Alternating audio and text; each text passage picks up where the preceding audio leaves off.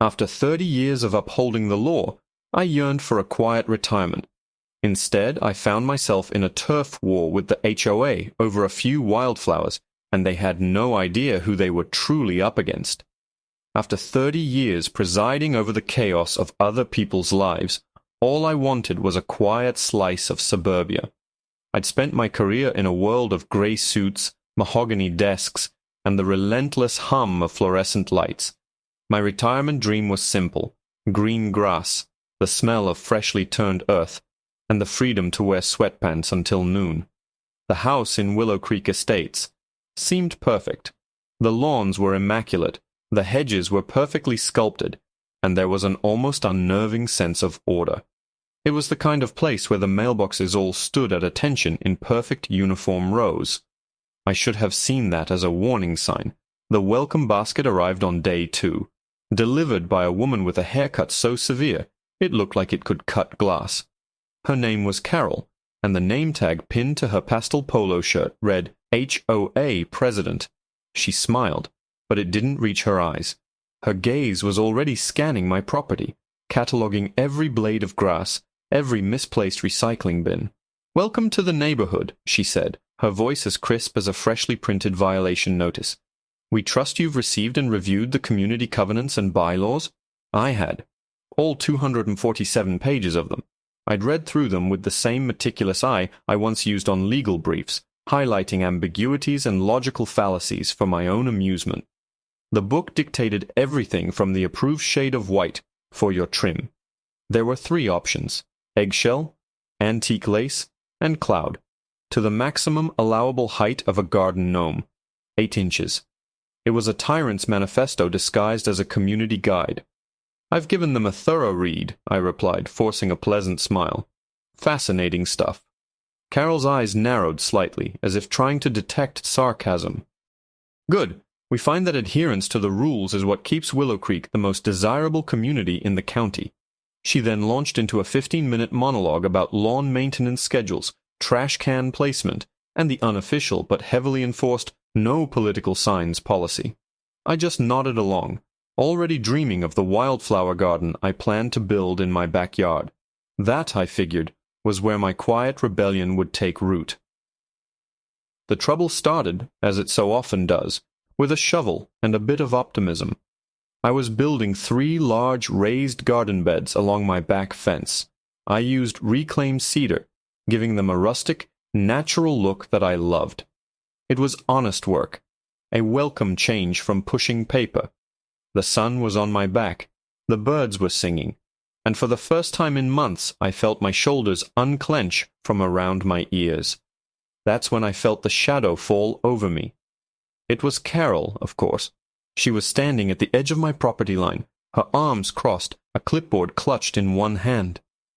"Arthur," she said, her voice dripping with disapproval. "What is this?" "Good morning, Carol," I said cheerfully, wiping sweat from my brow.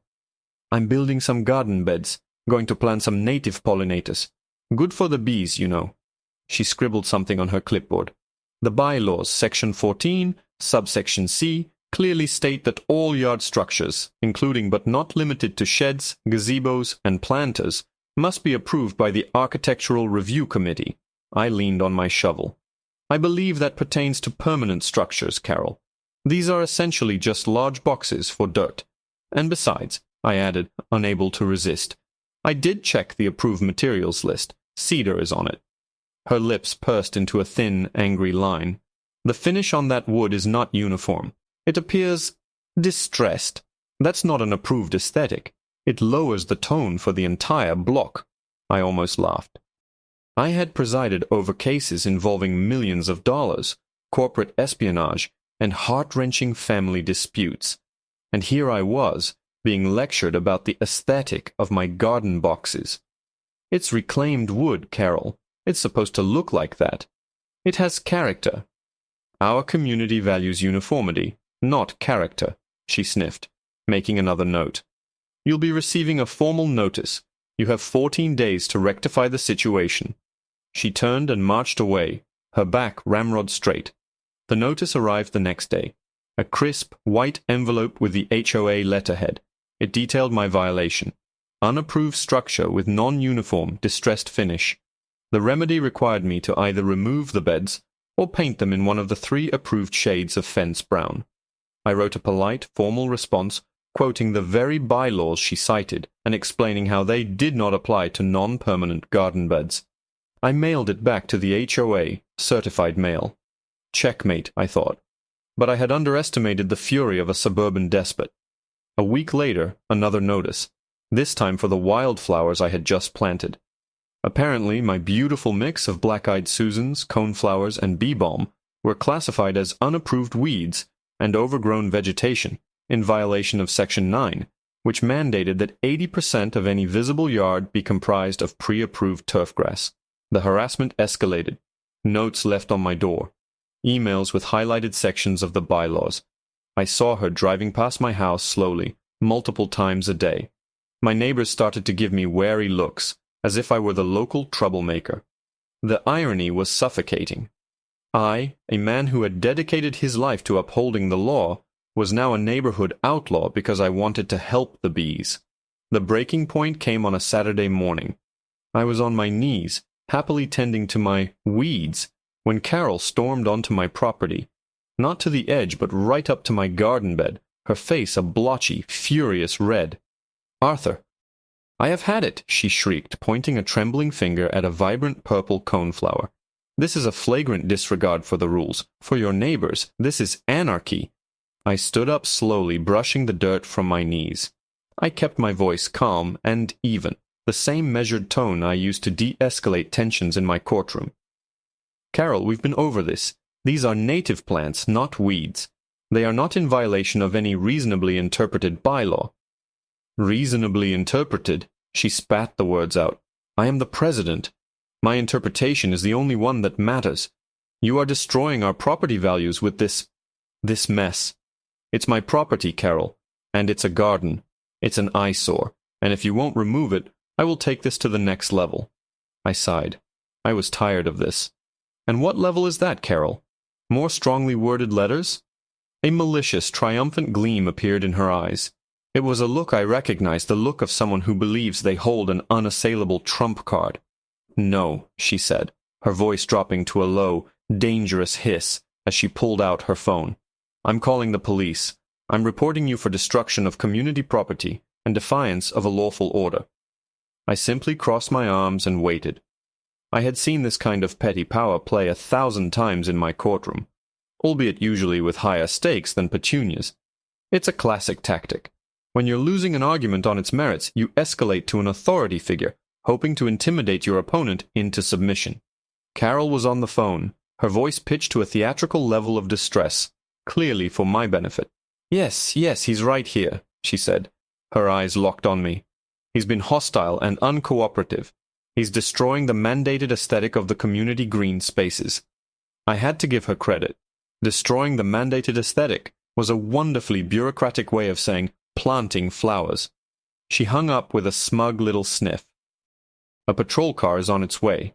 They don't take kindly to the destruction of property around here, Arthur." "Carol, for the last time," I said, my voice low and steady. "This is my property. It's a civil matter between me and the HOA, which, I might add, is an organization I pay dues to. You are wasting police resources on a gardening dispute. When they arrive, I will explain that to them, and I suspect they will explain it to you." "We'll see what the law has to say," she shot back, pacing back and forth on the strip of perfectly manicured lawn that separated our properties, a self-appointed sentry guarding the neighborhood from the scourge of biodiversity. The minutes stretched out. A few neighbors were peeking through their blinds now, drawn by Carol's shrieking. I felt a pang of annoyance. This was exactly the kind of drama I had moved here to escape. I wasn't angry, just tired. I looked at my beautiful, thriving garden beds, the bees buzzing happily from one unapproved weed to another, and felt a quiet resolve. I wasn't going to tear this up. Not for her, not for her 247-page book of nonsense. A squad car turned onto our street, its lights off, cruising slowly, as the officer looked for the address. Carol practically vibrated with vindication, waving her arm like she was flagging down a rescue helicopter. The car pulled up to the curb, and a young, stern-faced officer got out. He had that weary but alert look that all beat cops get after a few years on the job. His name tag read, Miller. "Ma'am, sir," he said, his eyes flicking between the two of us. "Got a call about a property dispute? Destruction of property?" Carol immediately launched into her performance. "Thank you for coming so quickly, officer," she gushed. "This man, Arthur, has repeatedly violated the community covenants. He's built these illegal structures," she waved a dismissive hand at my cedar beds, "and planted this overgrown mess, refusing all formal requests to comply. It's a blight on the neighborhood." Officer Miller looked from Carol's furious face to my calm one. He glanced at the garden beds, then at the flowers. I could see a glimmer of confusion in his eyes. He was probably expecting a broken fence or spray-painted graffiti, not a collection of cone flowers. "Okay," he said slowly, pulling out a notepad. "So the complaint is about the garden?" "It is a flagrant violation," Carol insisted. I spoke for the first time, keeping my tone respectful. "Officer, my name is Arthur Finnegan. This is my property. I built these garden beds and planted these flowers.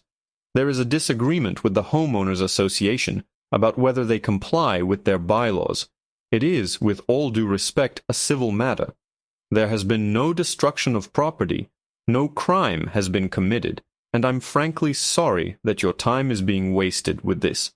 Officer Miller sighed. It was the deep, soul-cleansing sigh of a man who has heard it all before. He knew exactly what this was.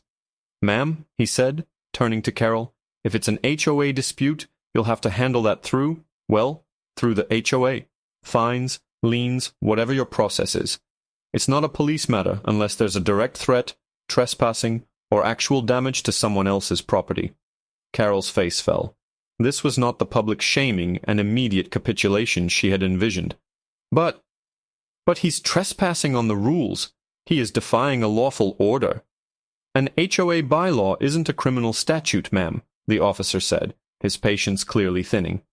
"Look, for my report I'm just going to need to get both of your names and IDs, confirm that no one is threatening anyone, and then I'll be on my way." Carol, ever the stickler for procedure, puffed up her chest and proudly produced her driver's license from her purse. The officer took it, scribbled in his notebook, and handed it back. Then he turned to me. "Sir, your ID, please." I nodded, reached into my back pocket, and pulled out my wallet.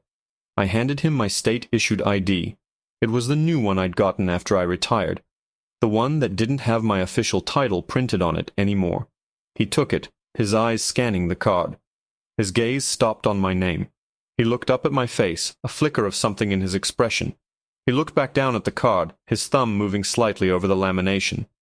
"Arthur Pendleton Finnegan," he murmured under his breath, reading the full name. Then he went completely still. His professional demeanor, the slightly bored, seen-it-all mask of a street cop, just evaporated. His eyes widened, and he snapped his head up to look at me again, truly seeing me for the first time. The color drained a little from his face. He swallowed hard, his posture shifting from relaxed to ramrod straight, as if he'd just been called to attention by a commanding officer. "Judge Finnegan?" he asked, his voice a disbelieving whisper. He stared at me, then at the quiet suburban house behind me, the picture of peaceful retirement. "Judge, you live here?" Carol blinked, her face a mask of confusion.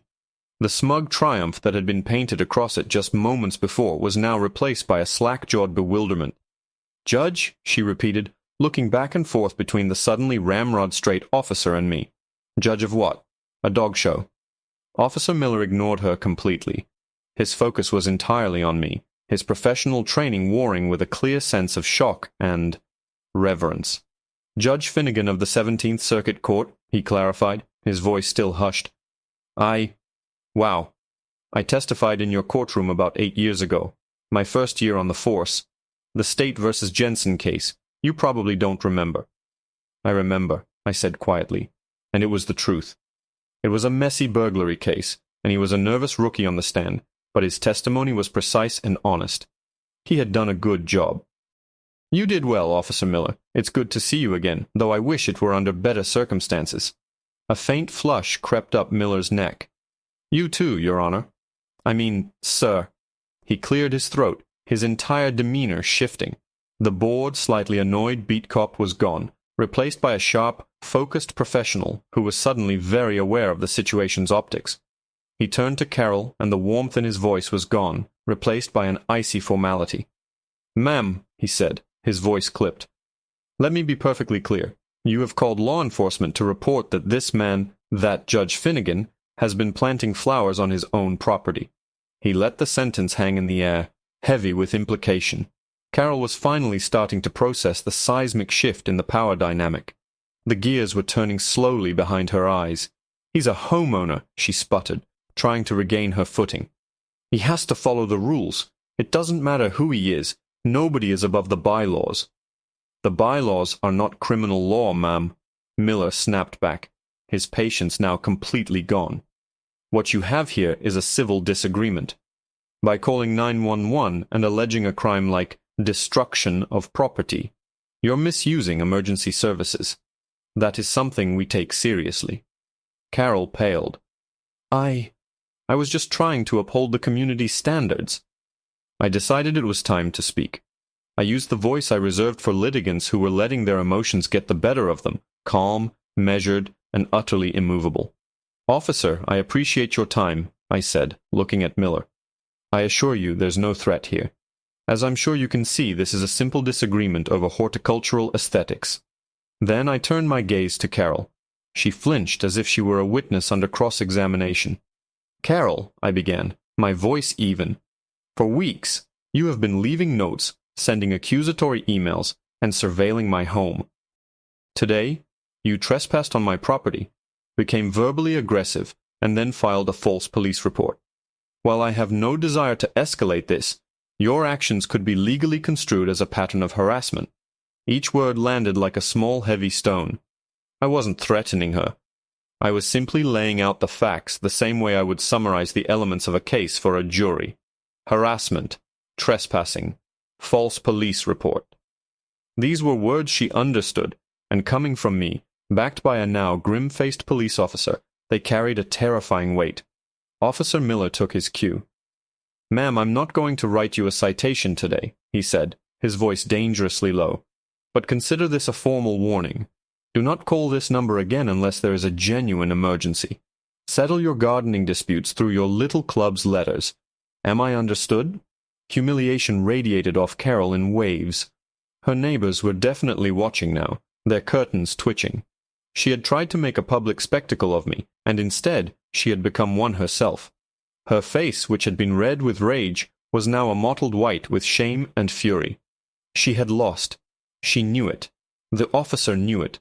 The whole neighborhood probably knew it. Officer Miller gave me a final, respectful nod.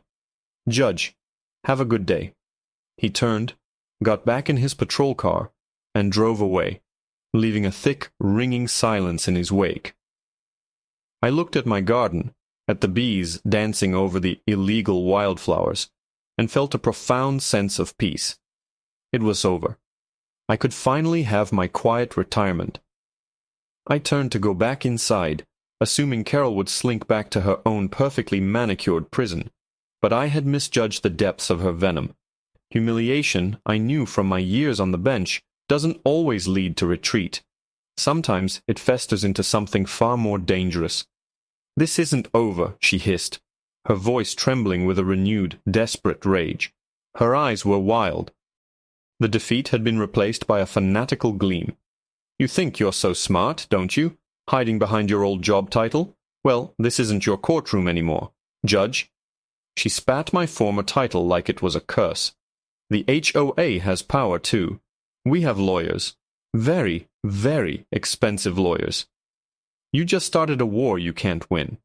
We're going to fine you into bankruptcy. We're going to put a lien on this house so you can never sell it. You love your little garden? We're going to make sure it costs you everything you have." Her threat hung in the air, ludicrous and yet delivered with the conviction of a true zealot. I looked at her, this small, bitter woman willing to burn down her own world for the sake of enforcing a rule about garden gnomes, and I didn't feel anger. I felt a profound sense of pity. For 30 years I had dealt with people's worst impulses, their greed, their rage, their desperation. Carol was just a miniature tyrant in a pastel polo, but her motivations were the same. It was all about control. My wildflower garden wasn't a violation of the rules. It was a violation of her power. "Carol," I said, my voice soft, "go home. Enjoy your Saturday. This isn't worth the stress you're putting yourself through." "You'll be hearing from our lawyers," she shrieked, a final parting shot before she spun on her heel and stormed back to her house, the very picture of righteous indignation. The letter arrived a week later, as promised. It was thick, creamy-colored parchment, embossed with the logo of a prestigious, downtown law firm that must have cost the HOA a small fortune. It was a formal cease and desist, a masterpiece of legal jargon and veiled threats. It accused me of creating a nuisance, of violating dozens of bylaws, and demanded the immediate removal of the garden beds, the extermination of the wildflowers, and a written apology to the board. It concluded by stating that if I did not comply within 7 days, the HOA would initiate legal proceedings to seek injunctive relief, fines totaling thousands of dollars, and would place a lien on my property. I read it over a cup of coffee in my kitchen, a small smile playing on my lips. They had done exactly what I'd hoped they would.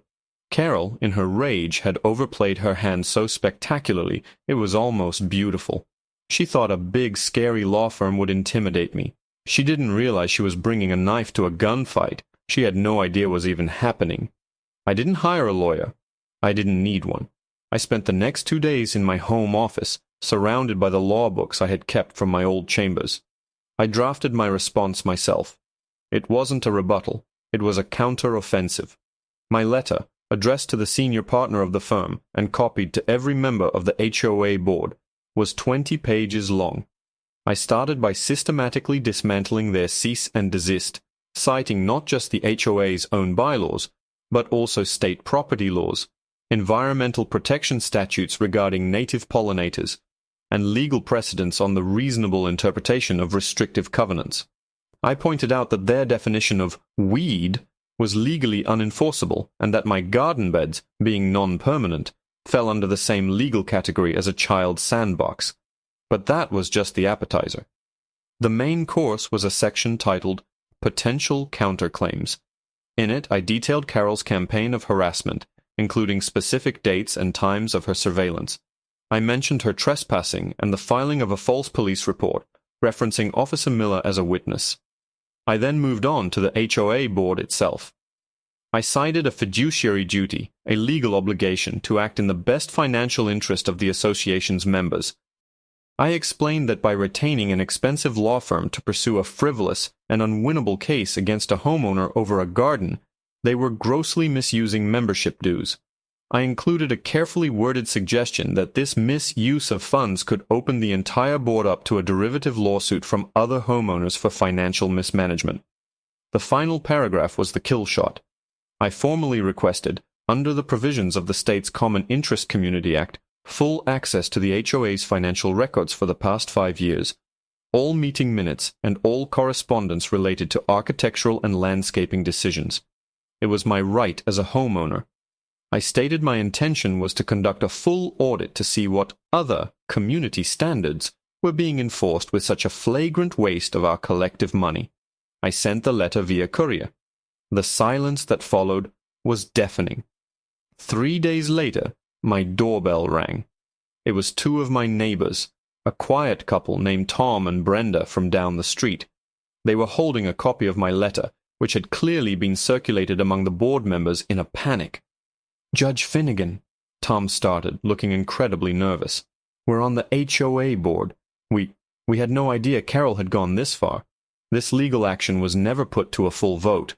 Brenda jumped in, her voice earnest. "We just want a peaceful neighborhood, sir. Your garden is lovely. Most of us think so. Carol she gets carried away." "We're calling an emergency meeting tonight," Tom said, "to discuss this, and to discuss Carol's presidency."